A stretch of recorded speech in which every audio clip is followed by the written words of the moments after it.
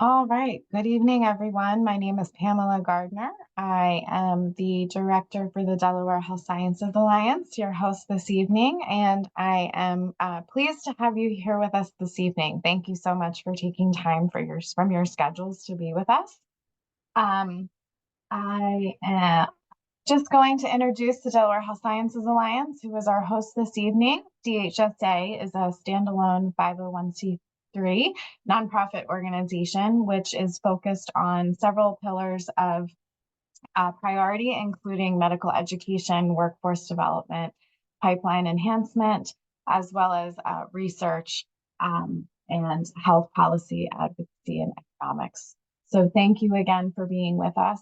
You'll see our member organization logos are represented on the screen. We are recording the event this evening, so just want to make sure all are aware. And we will be sharing the recording with everyone who was registered this evening. So we'll be sharing a lot of information, so you'll have a chance to play back the event for anything that you may have missed or desire clarification on. For this evening, we have a panel of experts who are joining us who will share topics such as the Delaware Institute for Medical Education and Research, recommendations on undergraduate studies, ways you as high school students can get involved now, as well as the journey from medical student to practicing physician. So we're thrilled to have our panelists with us this evening, and we're thrilled to have all of you here as well. Thank you for your interest. You are welcome to submit questions into either the Q&A feature or chat feature this evening. You're also encouraged to come off of mute and onto camera. We ask that if you want to ask your question live, that you use the raise hand feature, and we'll call upon you throughout the evening as well. Some key terms that you might hear this evening, just to help level set understanding as we move forward in the evening. Again, DIMER is the Delaware Institute for Medical Education and Research. Post-FAC is a program that allows students to complete outstanding academic requirements, typically around the science requirements for medical education admissions. After you get your undergraduate degree. SLRP is the Student Loan Repayment Program between the state and the federal government. The HCP LRP is the Healthcare Professional Loan Repayment Program. We'll speak a little bit in more detail in just a little bit. And HPSAs are health professional shortage areas. I mentioned a few seconds ago that we had some recommendations for where you are in your journey right now as high school students and perhaps even undergraduate students as to how you can get involved and gain exposure and even experience in healthcare. And so these opportunities that are detailed here are not meant to be all inclusive. We tried to capture as much as we could. So they are not all inclusive, but certainly a great list to start from. Most of the health systems have either Voyager programs and or Explorers programs. There's also summer volunteer programs for high school students and undergraduate students at the health systems. The state of Delaware has the Department of Education TOSA program. If you are at a VOTEC or a charter school that has a health science curriculum focus embedded into the school, you may have HOSA there. For schools that do not have health science curriculum embedded into the school, they do offer after school programs. If your school does not have one and you're interested in having one at your school, HOSA is always open to having students reach out to inquire about having a club added at their school. The University of Delaware offers their health sciences summer camp. It's actually changing a little bit this year. They're combining with another camp within that the university offers. However, the application is open as we speak.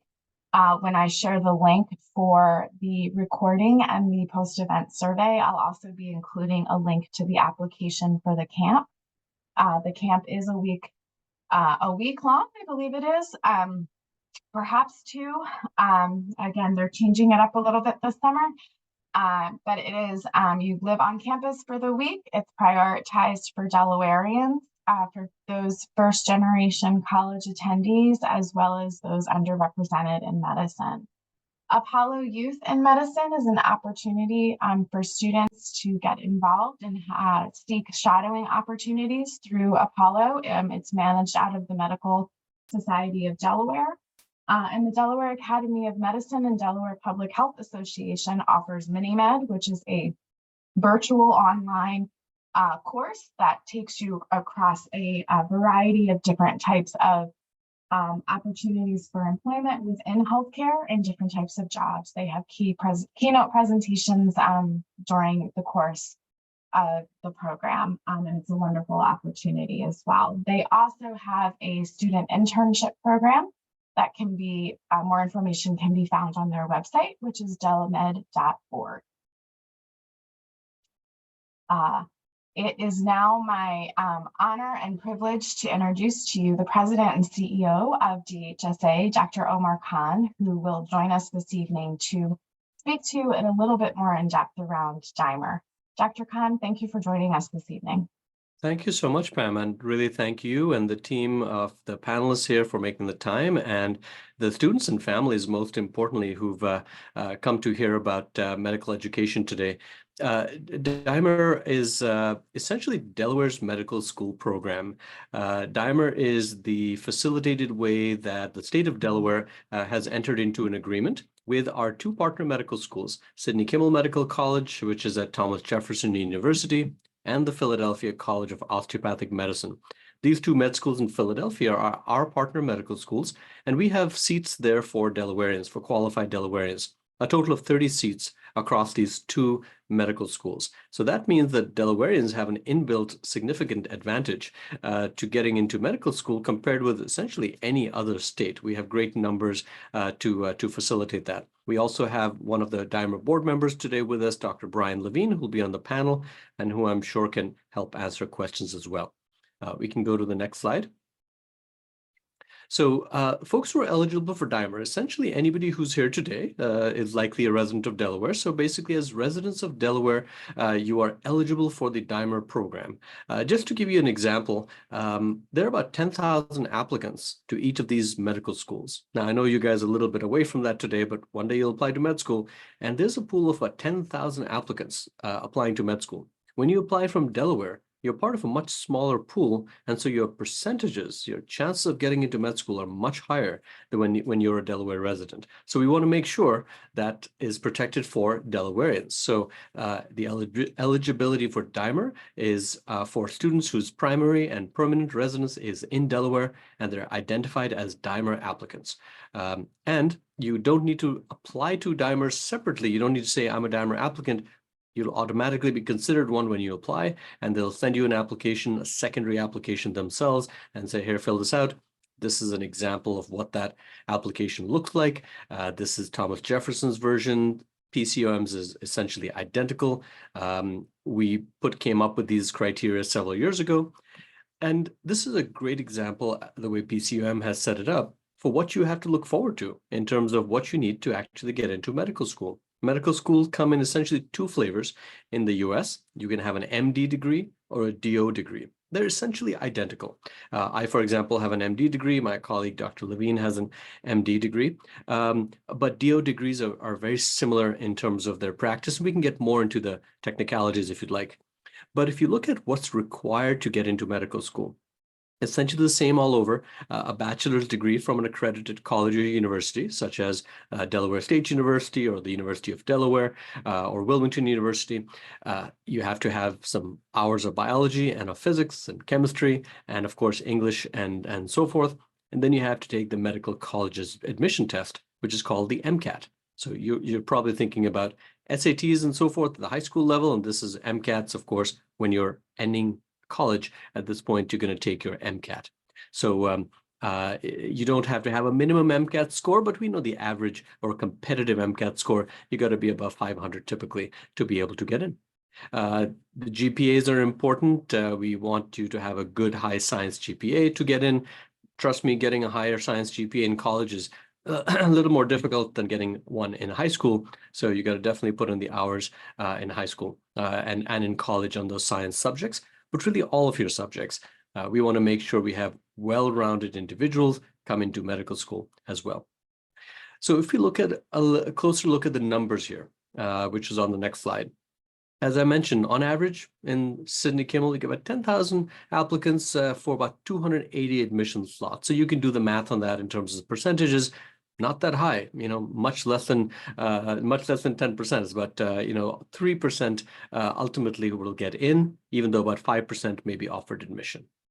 Now, with Dimer, the numbers change a little bit. With Dimer, you're looking at a pool that is reduced from 10,000 to about 100 Delawareans. And in those 100 Delawareans, now you have a much better chance. As I mentioned before, there's 30 slots for Delawareans. Now, every year, thanks to the work of the Alliance folks and Dimer, we actually get in more Delawareans than even our slots that are assigned. We actually get in 35 to 40 Delawareans. So your chances go from like 5% if you're out of state applying to those schools to nearly 40% if you're in state in Delaware. See, the Dimer advantage is huge. Being a Delawarean is a huge advantage when you're applying to med school. Our point is you do your part and then we'll do ours. Next slide, please. So in addition to just getting into med school, let's just say you've gotten into med school, you decide to go to one of our 2 med schools, what happens then? Well, we want to make sure that you come back to practice in Delaware for those of you who are connected to the area, and we need your medical expertise and your service for the next generation. So we want to make sure you're connected to those of us who are practicing now and who are community leaders and who are members of the community, who are physicians. We create lots of opportunities, and Pam, as director, oversees much of this work as well. We connect you with those physicians and other colleagues who will welcome you back and will remain connected with you throughout medical school, through a lot of engagement opportunities, student research work groups. Once you're a med student, we're going to keep in touch with you. And Dr. Levine may talk a little bit about the fact that even in med school, you actually can do part of your medical school career in Delaware. Second 2 years of your 4 years of med school, you can actually do in Delaware at the branch campus, at one of the branch campuses in Delaware. So we can talk a little bit more about that as well. Financial aid. Pam, would you like me to continue with the financial aid resources? Sure, that would be great. Thank you, Dr. Pan. Of course, absolutely. So financial aid is always a tough one. The Dimer program was meant to facilitate admission, but actually, in its initial design, was not meant to offset tuition to any significant degree. Now, what that means is getting into med school is super tough, and we're happy to help you with that. But we realize we also have to help with the financial aspect. We don't want you to come out of med school with a debt burden that's like having a house mortgage. So that's a lot of money. We would like you not to have that. Both of the schools, Thomas Jefferson and PCUM, offer a variety of scholarships and grants for all students in med school. But that can still leave you with a certain amount of debt. So there's some other programs that we put into place as well. Go to the next slide, please. This is another example of PCUM. They have some of those resources as well. Now, if you go to the AAMC website, which is the Association of American Medical Colleges, you can see that they have a lot of financial aid resources as well. We can talk about the Public Service Loan Forgiveness Program. There are a variety of those that you can do, but these are federal programs.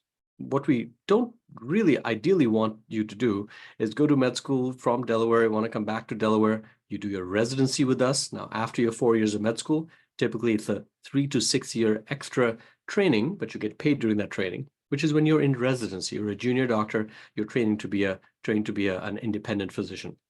You can do that in Delaware, any of our many fine hospitals. And then after that, now we want you to practice. But now, if you take one of these programs, you might get sent somewhere else. You might get sent to another part of the country which needs your service, but we want to keep you in Delaware. So in addition to those resources, we have ways to, in fact, facilitate your staying in Delaware.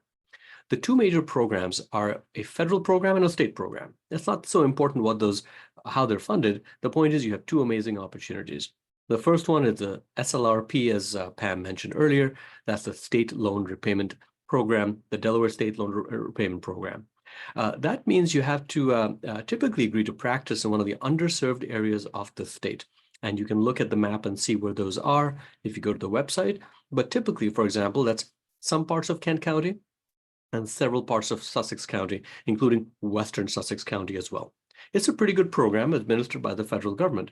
Now, we realized that leaves out a lot of Delaware. And well, how about the folks who want to practice in Newcastle or in Wilmington, as well as in Dover and Milford and Lewis and Rehoboth? How can we create a program at the state level that meets the needs of folks who want to practice anywhere and actually have a broader range of professionals as well? That's the second one. That's the Healthcare Professional Loan Repayment Program. And we came up with that together several years ago. There's a committee just helped set that up. What it really means is we will pay essentially your entire medical student debt, medical school medical student debt. We will pay off the entire amount if you meet the criteria. Those criteria are you fill out the application, you practice anywhere in Delaware you want, but we'd like you to practice in one of the areas of need profession-wise. So if you're practicing primary care, family medicine, pediatrics, general internal medicine, med peds, women's health, which is obstetrics and gynecology, psychiatry, we will pay off up to $240,000 of your medical student debt, which is pretty much all your medical student debt, for 4 years of service. So we'll pay off essentially 1 year of tuition loan per year of service after you come back to Delaware, which is an amazing opportunity. We just started this last year.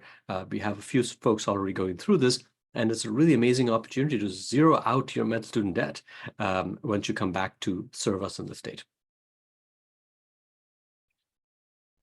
So the overall objective of many of these programs through all of these are also to partner with other institutions in Delaware. One of them is the Delaware Academy of Medicine and Delaware Public Health Association, and we can certainly connect you with our colleagues there as well. But they provide general assistant loans through the Student Financial Aid Program to Delaware residents studying medicine and dentistry and nursing. You can actually apply for these while you're in medical school, which is a nice thing to have. Because then if you intend to come back to Delaware, then we can help you repay some of those loans as well. $2,500 to $15,000 annually, which is a very nice amount. And they're, again, available through the Delaware Academy of Medicine, and we can help you get connected to them at the right time when you've gotten into med school. This is, I think we'll skip over that piece as well. So we're open to any questions on that. And I'll be here. We have many of our panelists for any questions also. And Pam, I will turn it back to you. Thank you so much. Great. Thank you, Dr. Khan. We will pause there just for a moment to see if there's any questions about any of the opportunities or information that we've presented so far this evening. I don't see anything in the chat or the Q&A. I don't see any hands raised. So we will take a pause for questions again after our next presenter. It's now my privilege to introduce Dr. Saskia Richter, who's the director for the Medical Scholars Program at the University of Delaware. I believe her role has since been expanded as well. So my apologies for not having your most current title in front of me, but thank you for being with us, Dr. Richter. Yes, thank you so much, Pam, for that introduction. Hello, everybody. My name is Dr. Saskia Richter. I am the director for the Medical Scholars Program, which I will tell you all about here in a couple slides. And I am currently serving as our interim director for the Center for Health Profession Studies. So I'm here to tell you about what opportunities we have specifically at the University of Delaware for students interested in pursuing healthcare. Now, we're going to kind of tailor it to medicine, but know that a lot of our programs also support people interested in going into PT, OT, nursing, optometry. Like we do a whole realm of stuff here on campus for you. So our mission at the Center for Health Profession Studies, which we often just abbreviate as CHIPS, is to provide guidance for any University of Delaware student interested in pursuing healthcare. Now, we offer one-on-one advisement, we have sponsored programs, engagement opportunities, both on and off campus, and resources available to help you prepare those applications for your professional programs. What's unique about the Center for Health Profession Studies is that we are not housed in one college, which means any student on campus, regardless of what your major is able to come and utilize our services. Here is a quick snapshot of our team. So myself as the current interim director for the center, as well as for our Med Scholars Program. Dr. Jen Nowen runs our Health Professions Evaluation Committee. She is from the Biology Department. Caroline Tillman, if you come to UD, you will see her all of the time. She's our amazing academic program coordinator. And then Mr. John Buckley is a specialized advisor for students pursuing healthcare careers. So you can get those one-on-one advisement appointments with him, again, regardless of what major you are. And then we do also utilize a graduate assistant. Allison's actually graduating at the end of this year, so she probably won't be around when you come to campus, but that role will be filled by another grad assistant, which really helps with our living learning community that first year you're on campus. So I'm going to go through a lot of the programs that we offer here at the Center for Health Profession Studies, kind of in a timeline of what you would have as a freshman to what you can have all the way up to senior year. So here's a bullet list of those, but bullets are boring. I'm going to go into the fun slides with some photos. So first up is our living learning community. So we run a pre-health professions segment in the dorms. This is typically 20 to 30 freshman students. You get this dedicated on-campus community. So this year we are up on North Campus. We're trying and get a dorm back on main campus for this upcoming fall, fingers crossed for one with air conditioning. But essentially you are getting to live on the same floor as other students pursuing pre-health degrees.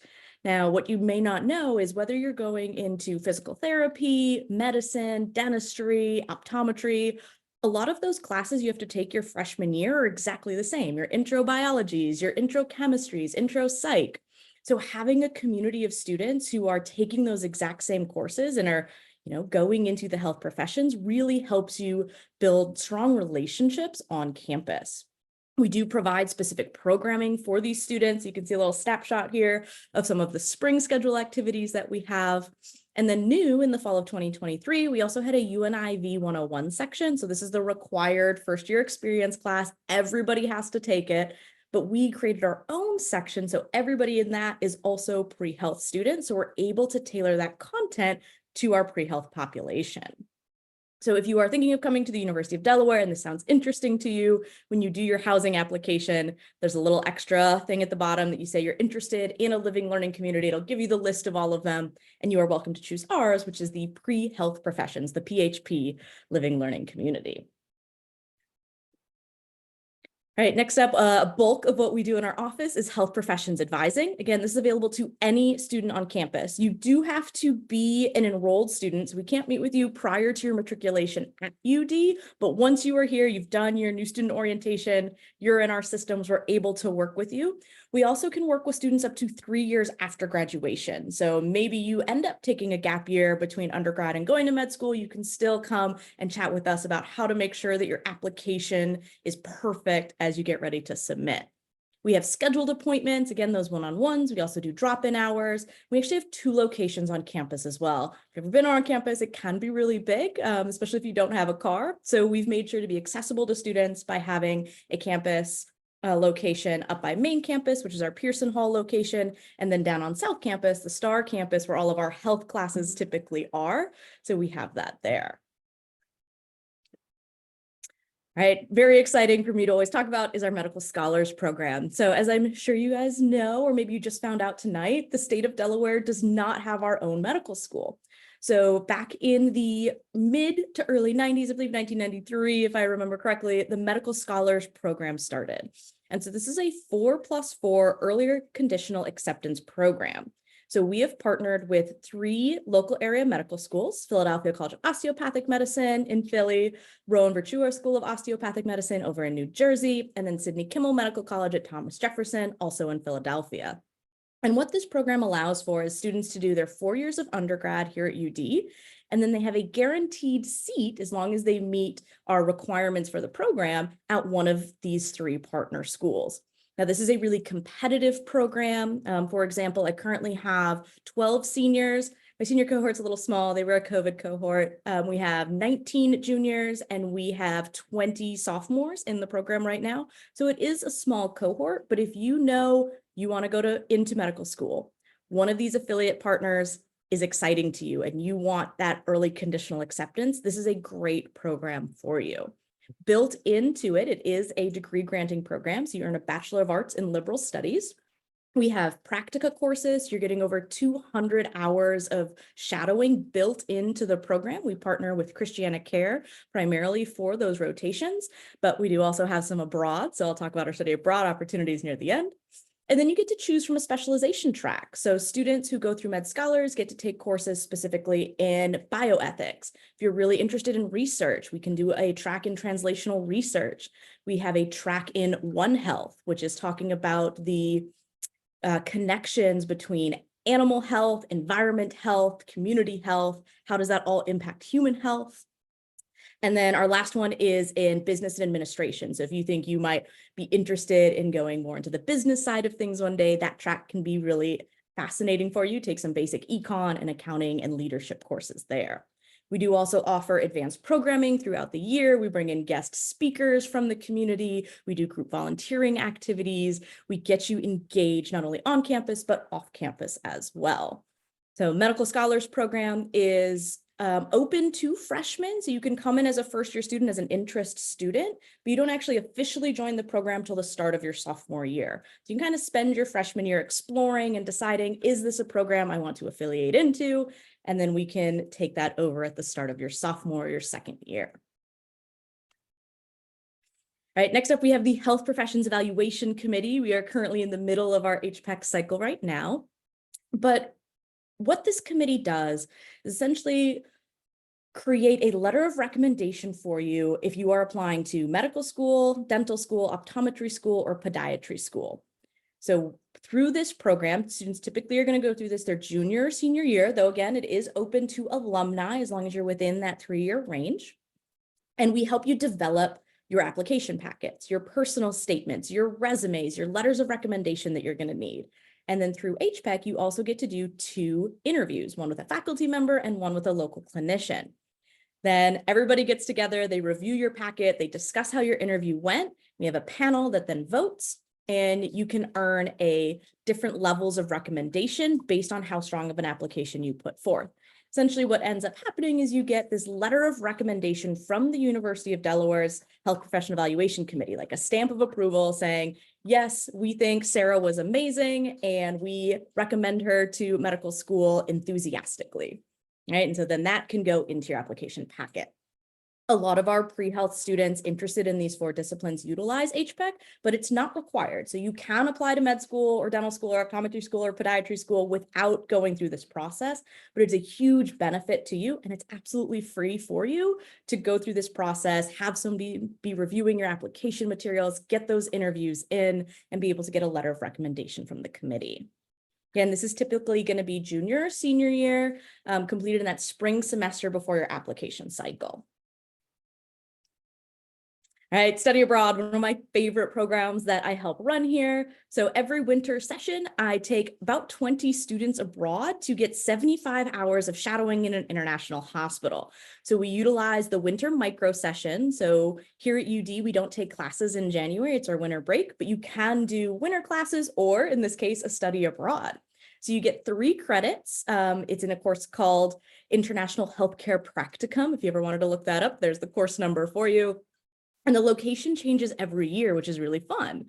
So last year we were in Genoa. That's what those photos are from. I actually just got back about 3 weeks ago from our 2024 program. We took 20 students to Athens. In 2025, we're anticipating going to Portugal. So again, we get to bring students not only to gain shadowing experience, but learn about international healthcare. And who doesn't want the opportunity to study abroad? It can be really difficult, especially as a STEM major or a health professions major, to be able to study abroad because your curriculum's really, really tight, right? You got to get all those credits in a certain sequence. So utilizing this winter session is a great way to gain shadowing hours to bolster your applications, but also be able to get that study abroad experience. All right, I like this little graphic here. So I am from the University of Delaware, the Center for Health Profession Studies. We're here with the Delaware Health Science Alliance, which also works with Dimer. You can see the state of Delaware being small is a good thing, right? Everybody is working together to try and make sure we are having successful applicants into our health professions and also bringing back really good clinicians to the state of Delaware. All right. Do you want to do questions now, or do you want to save those for later, Pam? I would love to pause and do questions now.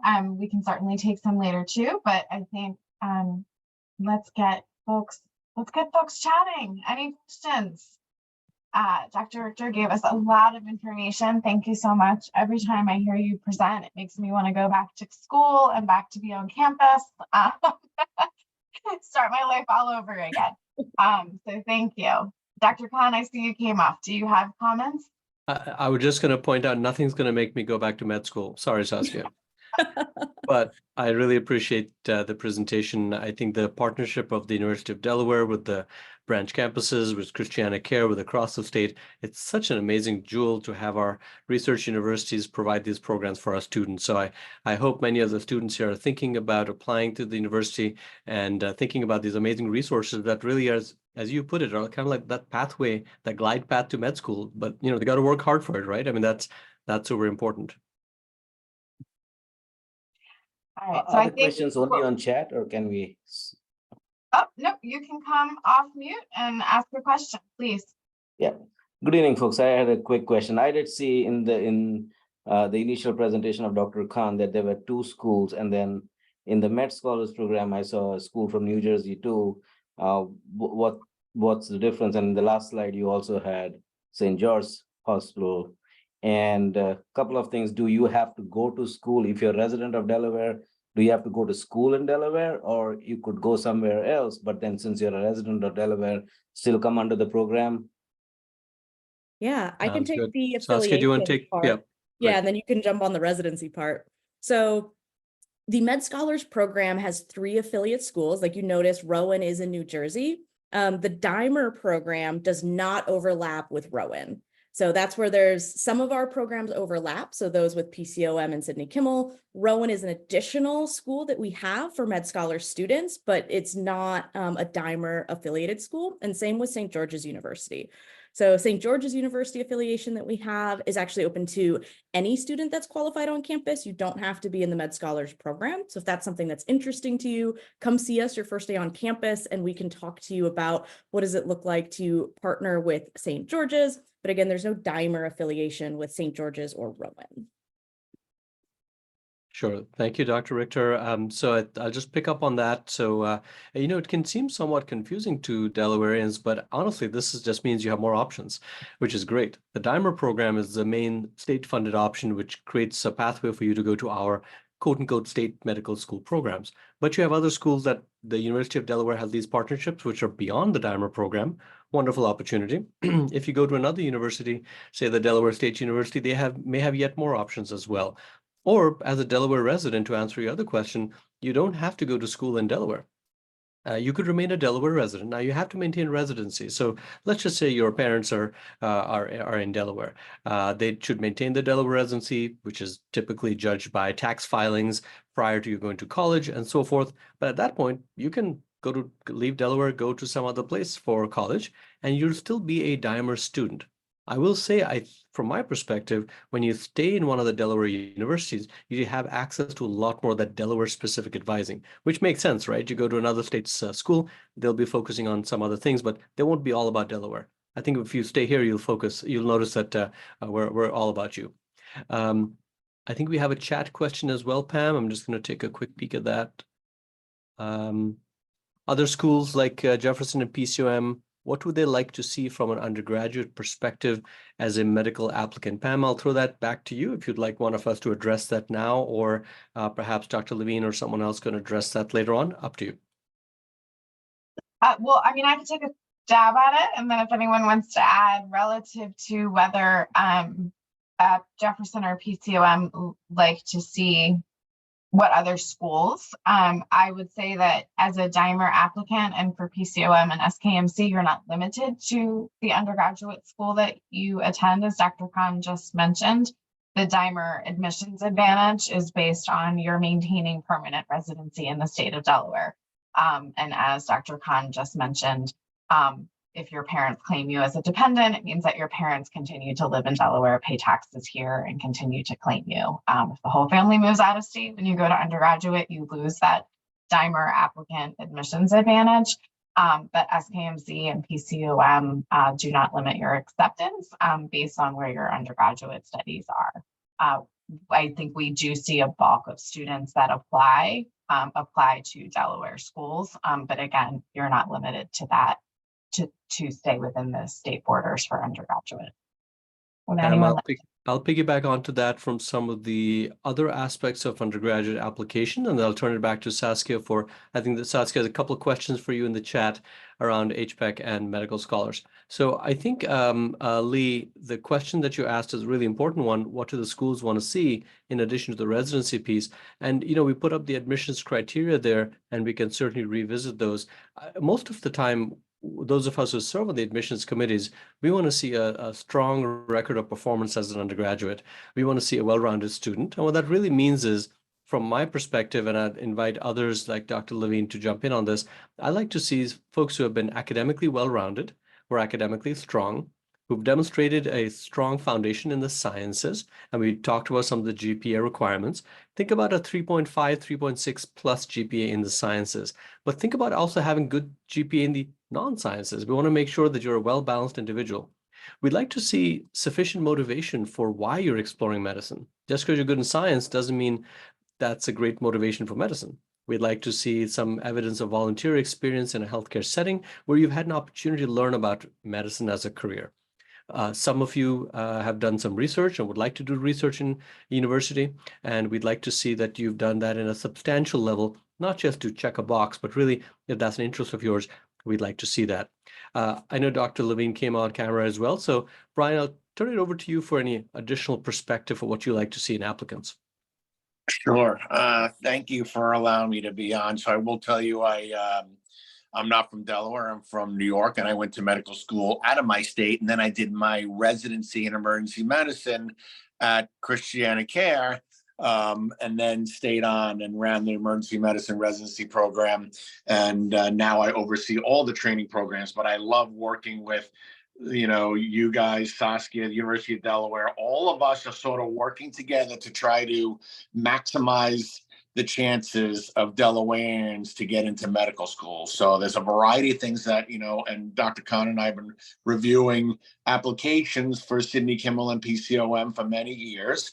And, we are looking for a well-rounded applicant. It really probably doesn't matter what college you went to. As somebody, I think the implication of one of the questions was, do Jefferson and PCOM look for certain schools? And there really isn't a certain school. I think Dr. Khan's exactly right. Well-rounded. I and the admissions committees look for volunteer efforts, your passion for medicine, leadership roles, not that you went to a food bank and did it for 3 days and never did it again. We want to see you sort of take, ownership and stick with these activities that you're looking at. So getting into medical school is really, really hard. But as everyone is mentioning, from Delaware, you have a humongous advantage. So for you to take advantage of that, it's to, obviously you'll need solid grades, and then, the standardized exam is the MCAT. But having those extracurriculars to show your passion and to show that you can start a project to completion goes a long way. So I'm going to hang around for a variety of questions if you need them. Obviously, this is what I do for a living. I'm on HPEC at University of Delaware. I'm on Sidney Kimmel and PCOM admissions. So I love doing this stuff. We love helping people. So obviously, we can give our emails after this. You can query us if you have any issues or questions. And that's really what we're about. So it's about getting Delawareans into medical school. And it's a pleasure to be here. Dr. Levine, thank you so much for that very valuable perspective, and your wealth of experience across these domains is so appreciated. We'll turn it back to Dr. Richter. Saskia, if you want to speak to the questions from the applicants about Med Scholars and HPEC. Yeah, so, okay, first one in the chat there is about HPEC. So yes, I had spoken, said 3 years. I went back, I double checked with my academic program coordinator. It is still currently 5 years. We had discussion about moving it to 3 years. So as of right now, it is still 5 years. Just know maybe in the next cycle or two that might change to 3 years as an alumni, just because we're trying to match what the Career Center on campus is offering as far as extension there, but it is currently 5 years. Okay, the next question, what is the criteria to be accepted into the Medical Scholars Program at UD? Yeah, so it is a competitive program because we have this affiliation agreement with the med schools. They've also set some pretty high standards that's expected for your grades. So the biggest thing you want to make sure, especially in that first year, is that you have a B or better. B minus does not count. A B or better in your core sciences. So your gen chems, your gen bios, right? Your math. That's what you're doing really in that first year that we're looking for. So you need to have a 3.5 GPA or higher to be able to maintain our affiliation agreement. So that's the big one, grades, right? Coming as a freshman, it's so tempting to get involved in 30 different clubs because you're excited. Remember, your academics do matter, and it's really hard to dig yourself out of a bad freshman GPA sometimes. So do focus on your classes, still have fun, but you don't have to join every club on campus.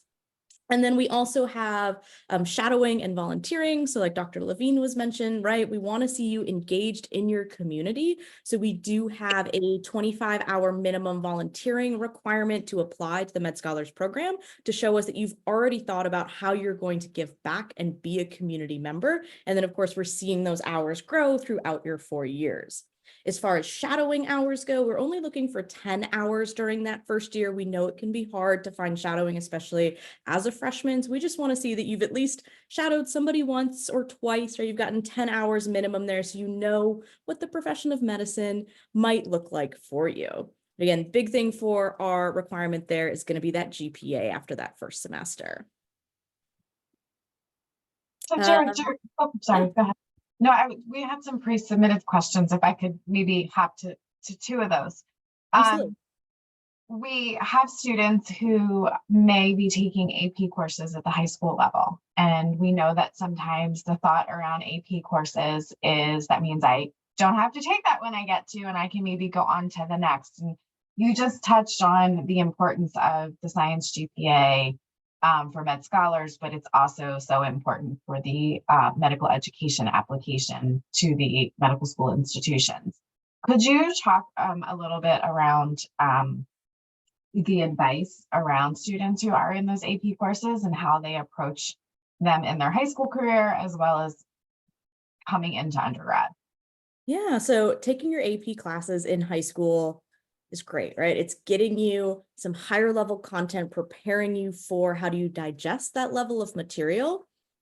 You can transfer them to UD. We take the AP credits. However, medical schools don't always take AP credits, right? So it's being careful about that. So we typically recommend not to utilize your AP credits to skip some of those lower level courses. Your general chemistry and your general biology courses, which your AP bio and chem allow you to skip. Well, if you skip Chem 103 and you have to go into organic chemistry your first semester of freshman year, it's not going to be a very fun first semester of freshman year, right? So a lot of the times we talk with students about is retake those intro chem and intro bio classes here at UD or whatever institution you end up at, because it's going to build you a really good foundation. It's going to allow you to build relationships with the professors who teach those courses so that you can have a strong science professor letter of recommendation as well. And then long term, right? Maybe you did use those APs, you did fine in your organic chem, but then you go to apply to med school and your dream med school won't accept the AP credits. And we would hate to see that happen to you. I'll just reiterate, I 100% agree. Enjoy your AP, take them for, the intellectual curiosity. And I think that's wonderful that they allow that at the high school level. I did AP biochem physics.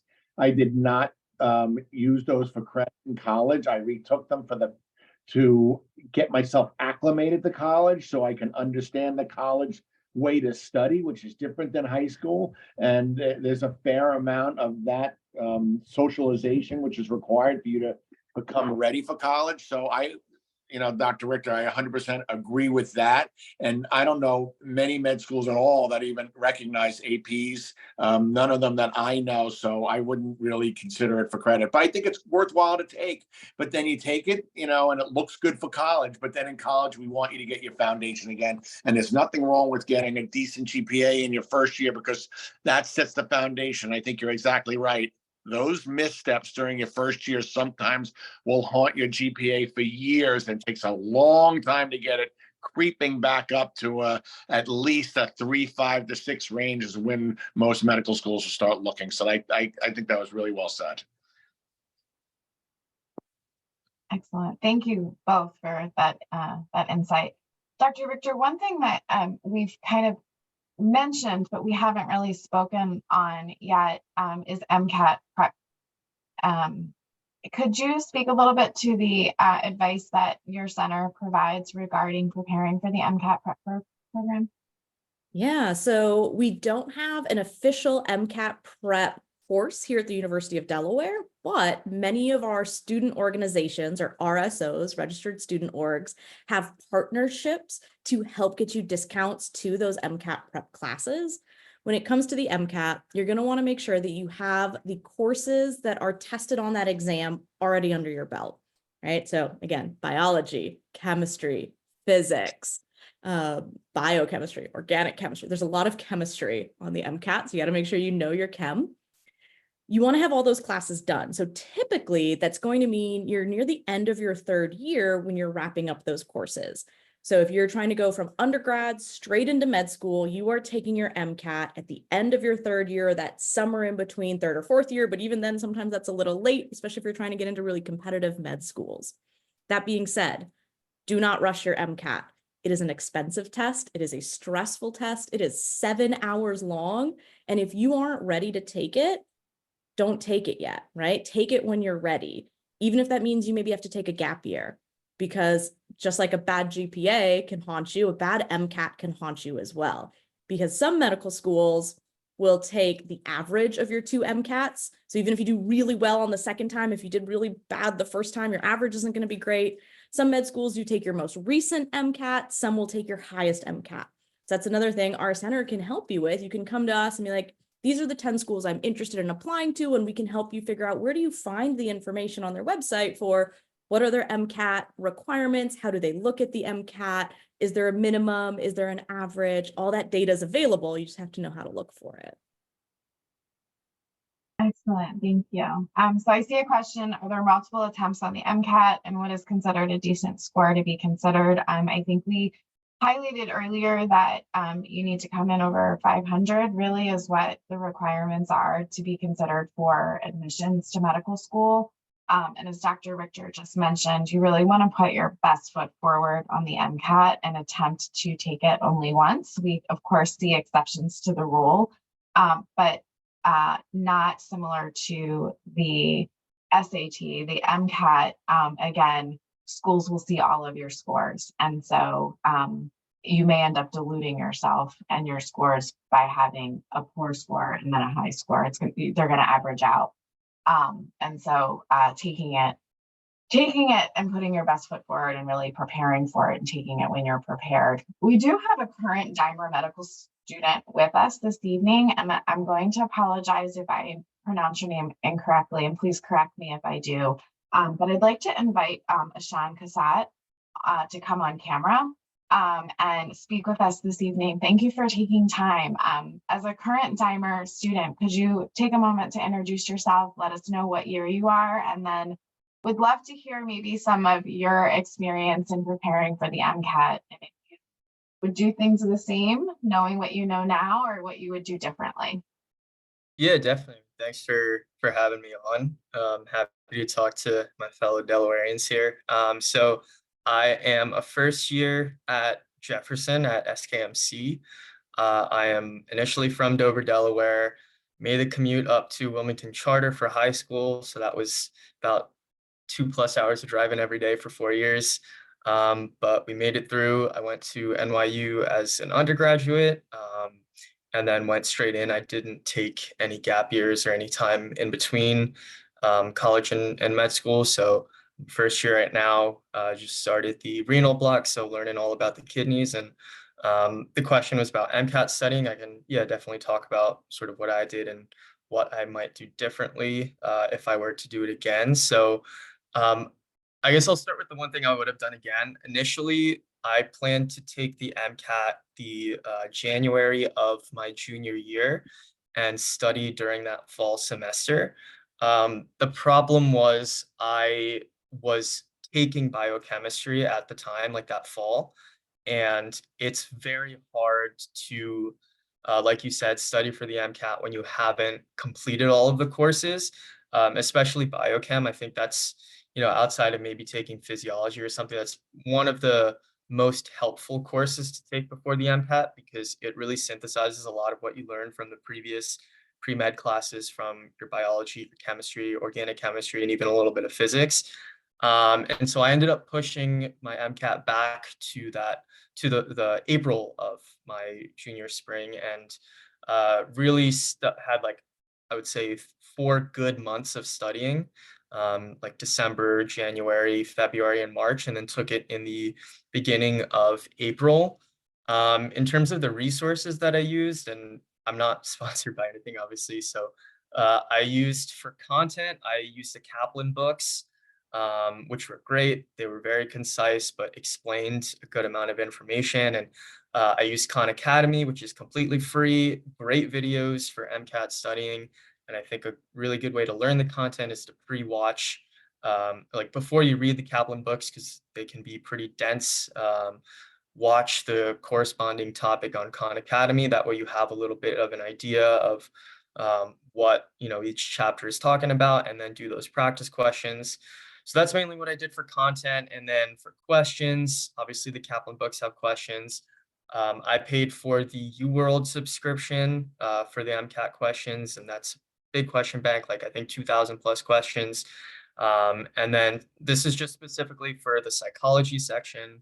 There's one Anki deck. If you guys haven't heard of Anki, it's a flashcard app that has like a built-in algorithm to space out repetition, so you can see specific flashcards multiple times while you're studying for something. Once you get to med school, it will be either your savior or the bane of your existence. But I use a specific deck on Anki that's available online that a lot of people use. It's like a shared flashcard deck for the psychology section. And then the AAMC has a few available practice tests for you to take. And so as I got closer to test day, I took all of those practice tests. I took one before I even started studying, just to see where I was at and what specific sections I needed to work on the most. So I guess I started mostly with content, and then really hammered in those questions to figure out where I had gaps in learning and really needed to focus on. Because if you're a month before your tests, then it doesn't make sense restudying things that you already have a really good grasp of, and it's better to focus more on things that you need to know, and doing those questions really helped. So I was very happy with how I performed on the MCAT. I'm happy to answer any questions about specifics or more broad things about that. So yeah. Excellent. Thank you for sharing your perspective. I know that you'll be with us for the remainder of the evening, so if folks have questions, you'll be around to answer. So thank you for sharing that. I will say just a couple of things, if I may, add on to what you've shared, that some current Dimer students have shared in some of our other panel events, just to piggyback on your current and most recent experience. We had multiple students mention the Anki flashcard, so definitely a resource that students are using.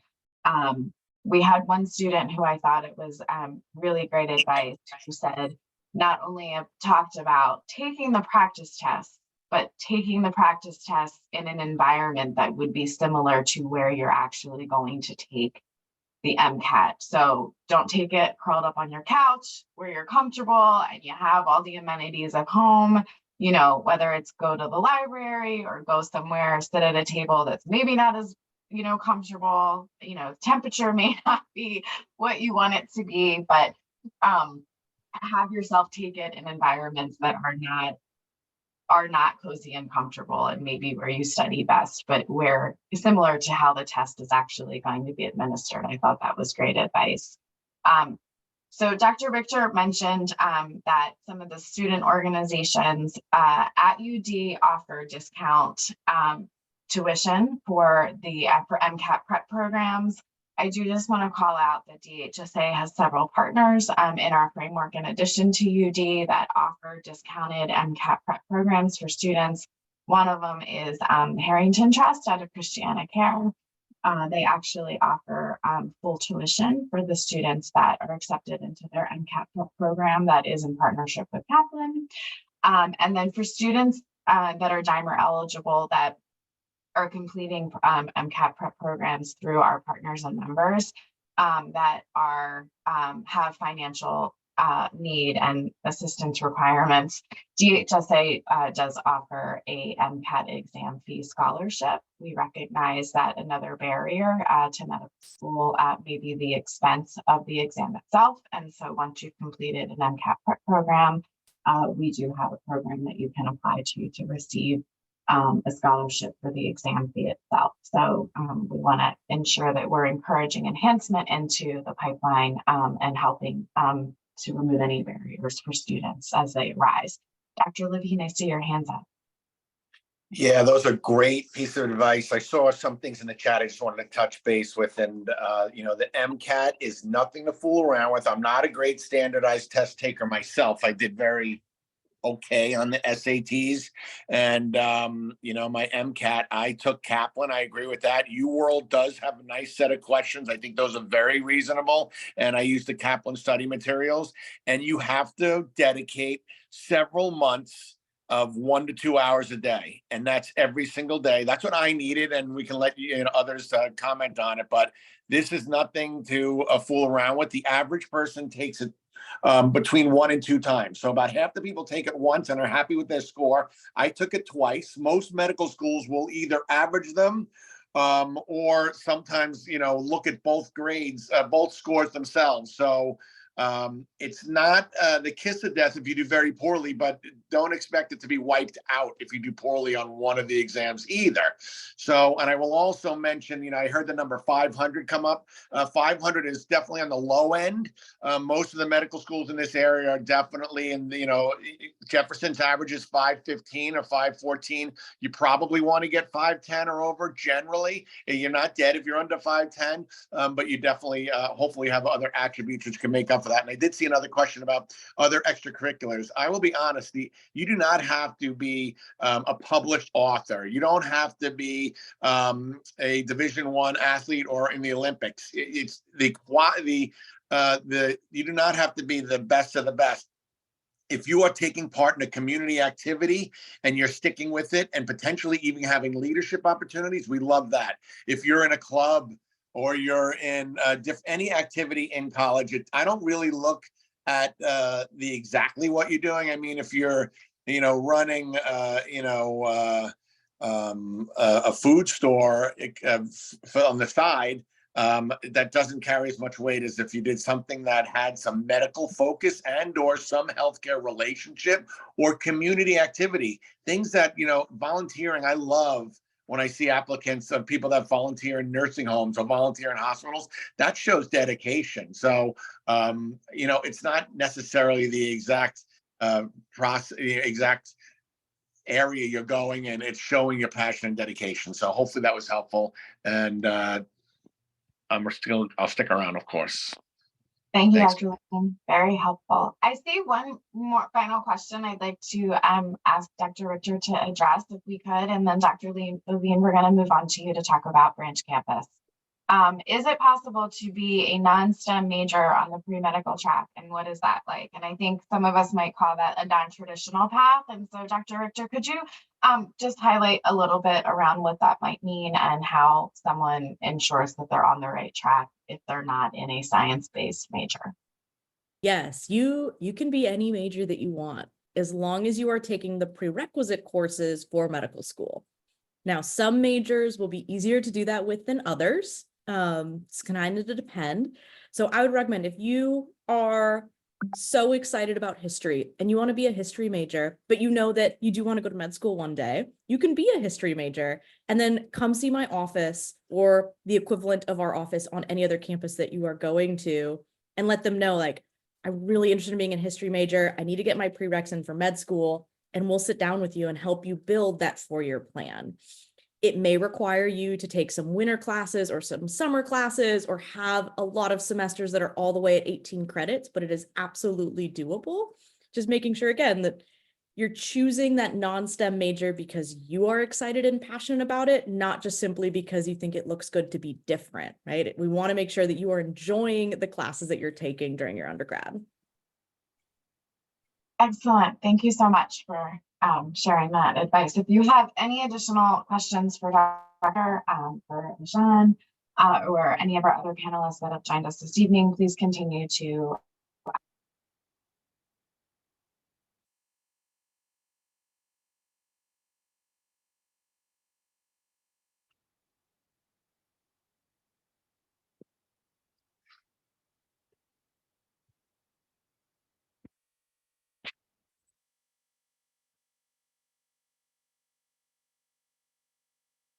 Did we lose Pam? I think we may have. Well, now I'm seeing the slides come up, so I can do Yep. a little discussion there unless you, Dr. Khan, wanted to start, or we share them, or whatever you like. Sure. Well, let's. Looks like the slide went away, but we can certainly. Dr. Levine, would you like to start off with some of that what that journey looks like from? I think I gave a little bit of an overview, but would love for you to amplify on what does that look like from medical school to attending physician, and given where the students are now, which is typically at the later high school level, what could they be doing to prepare well for that? What kind of skills could they be building, not just academic, but otherwise, that may serve them well because you see them throughout the training life course? Yeah, those are really great points. And I always, and people always ask me, what got you into medicine? Did you know your whole life? And I sort of had an idea when I was younger because I had, a little juvenile rheumatoid arthritis, and it made it difficult to play sports, but I did play the sports and persevered. And I saw how physicians treated me, and I wanted to treat people like that. So I did, I had no physicians in my family whatsoever. So I did everything in my power to learn about medicine. I volunteered. I did some research. I did a whole variety of different aspects.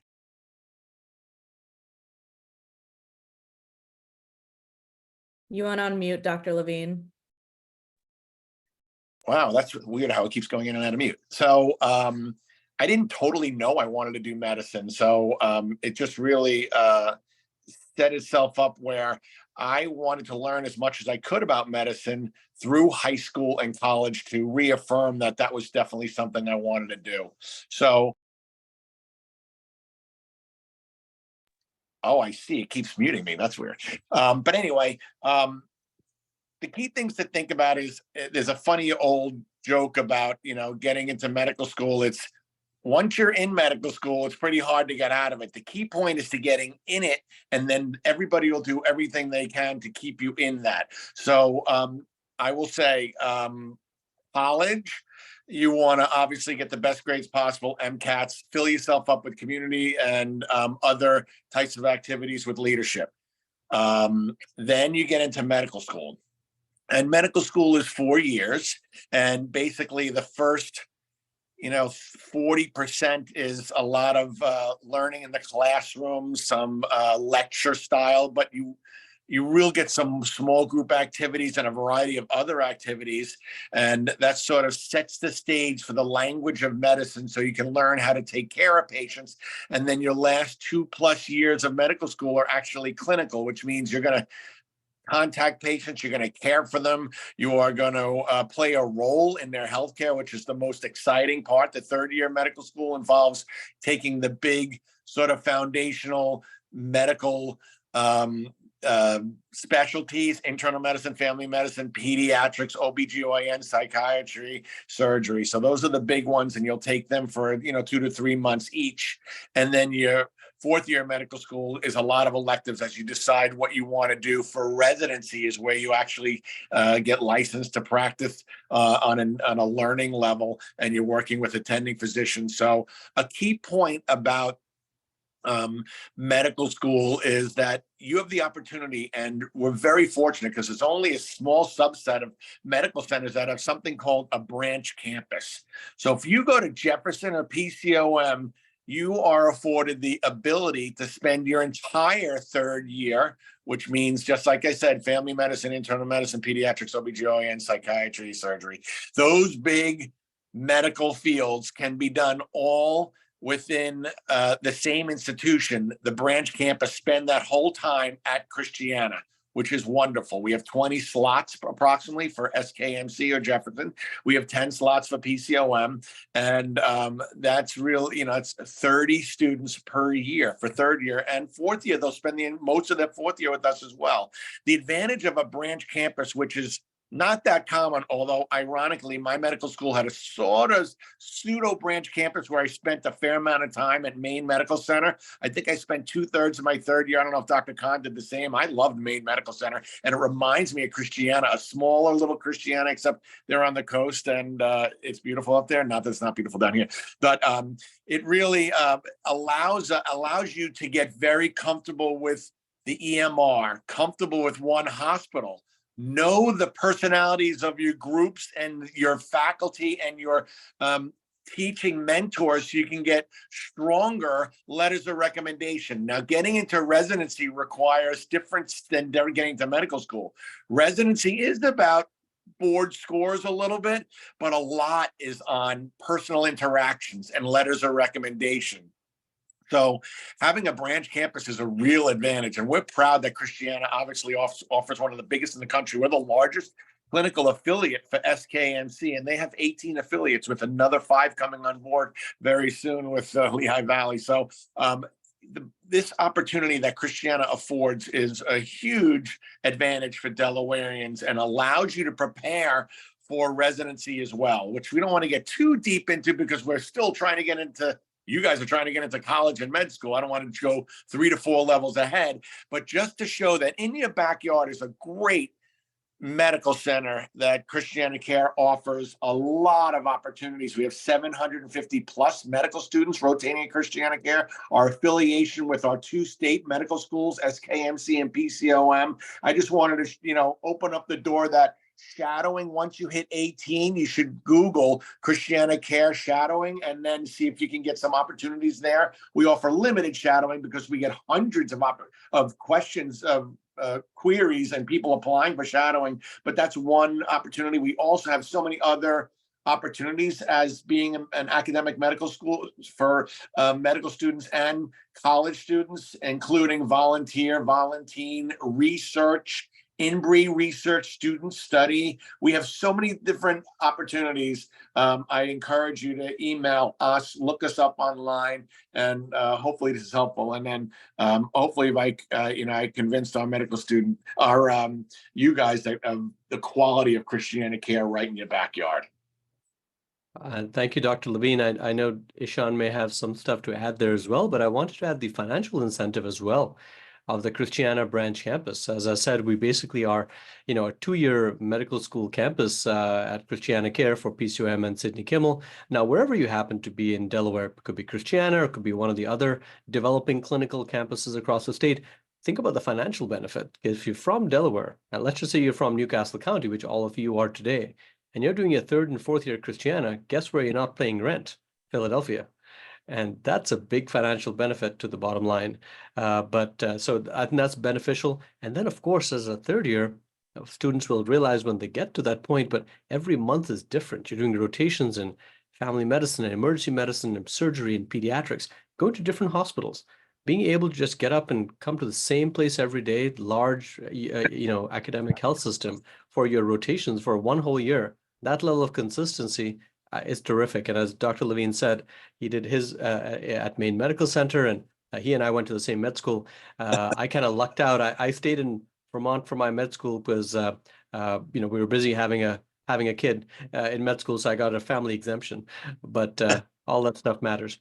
Ishan, would you like to add something to that piece around the journey from through medical school and through medical education?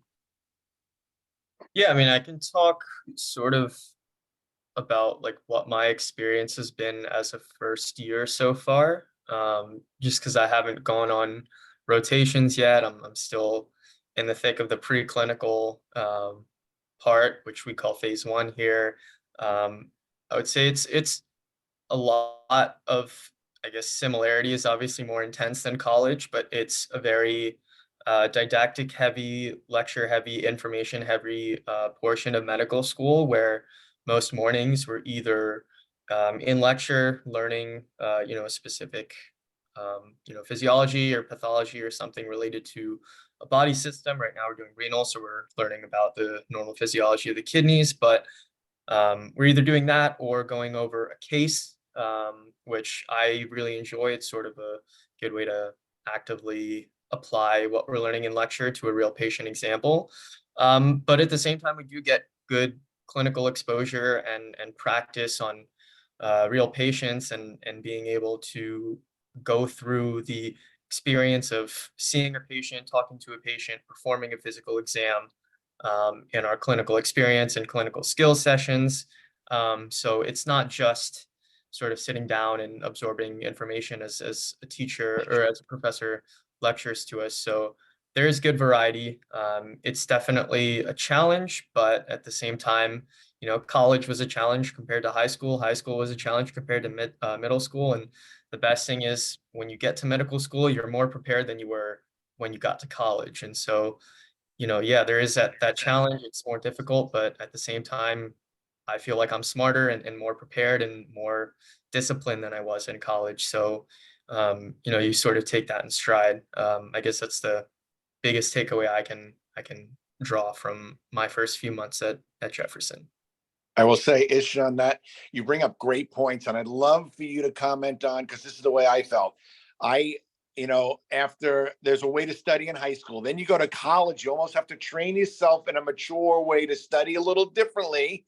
And then when I got to med school, I found out how to study even in a different, type of fashion. So you're retraining yourself all through your career on how to Mhm. study. Is that what you found as well? Definitely. And in medical school, especially during orientation week and during the first few weeks of like our first block in medical school, something that I really appreciated is that our professors and our faculty and our advisors really emphasize the importance of actively studying and not just taking notes, reading over your notes, highlighting your notes, and thinking that that's going to be enough to get you through classes. It probably passed in high school. It occasionally worked in college if it wasn't, a super content heavy, dense class. But in medical school, the biggest thing, it's not that we're learning super hard, complex, like esoteric information. It's just that there's such a high volume of information that you can only go through your notes so many times. Eventually, you'll have to trust that you are able to absorb the information as long as you're paying attention and listening really well in lecture. And after a few passes at the content, then you're going to have to either use flashcards, do practice questions, do even more practice questions, and force yourself to try and actively draw from whatever you did recall in lecture. And after you do those questions, then you can go back and see, okay, which spots am I a little rusty in? Am I good with the drugs, the pharmacology, and really need to focus on physiology more, or vice versa?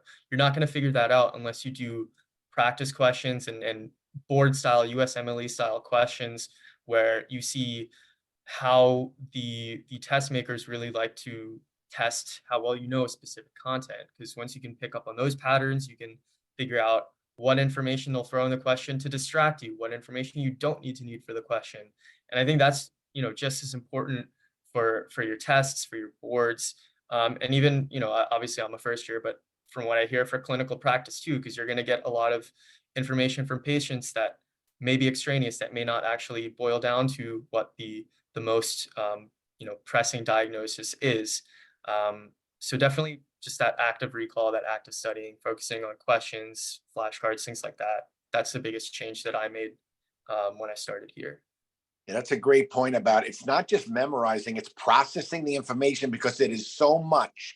And I was nervous in med school because I didn't want to miss anything, because I always wanted to, never want to hurt a patient. I want to know as much as I can. Do you find that drive of, I will tell you, when I hit some hard times in my first and second year, I'm like, can I do this? This is really hard.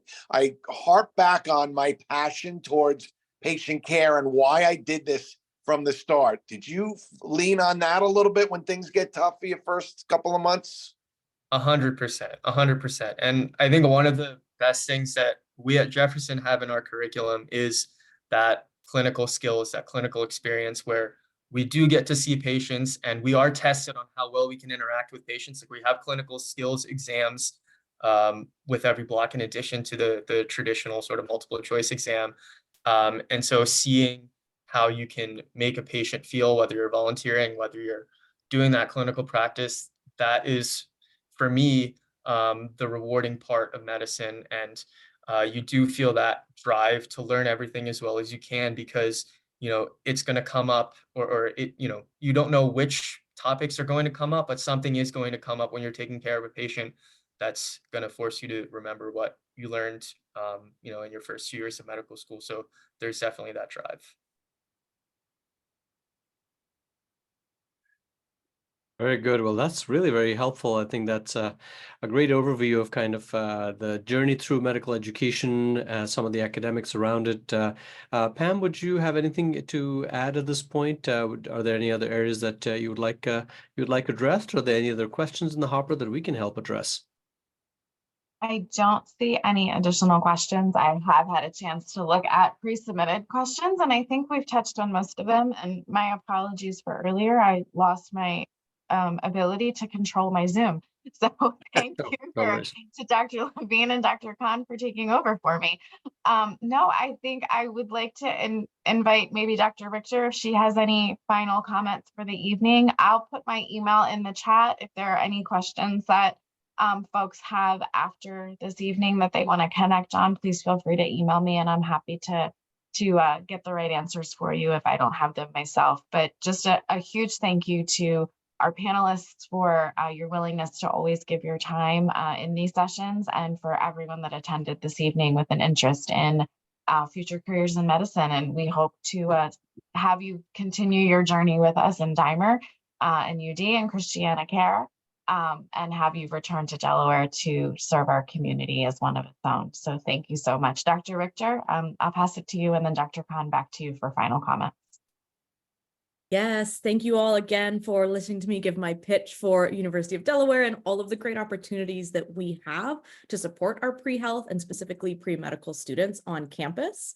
While I can't do one-on-one advisement appointments with anyone until they're officially at the university, we do have some options for you to come to campus to meet our team and be able to ask some questions in a small group setting. These are the Blue and Golden Days, or Decision Days, that we have. These are 6 Saturdays throughout the year, so you can look those up on the UD website, Blue and Golden Days or Decision Days.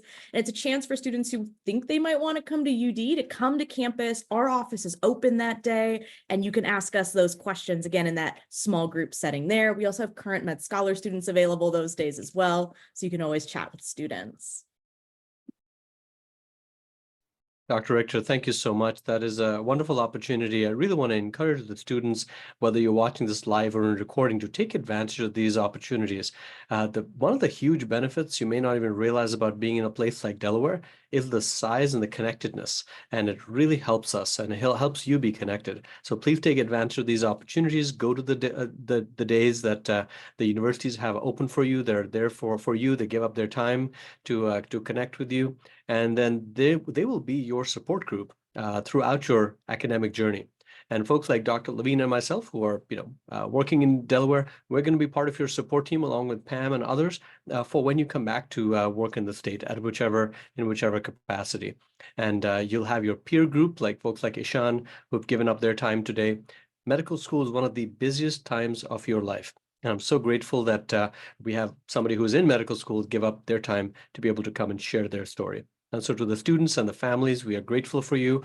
For the panelists, we're very grateful for your time. Pam, thank you again for your leadership in helping put this together. Just want to thank everyone, and we'll hopefully we'll see you on the other side of the academic journey sooner rather than later. Thank you very much. Thank you, everyone. Have a great night. Thank Good night, you. everyone.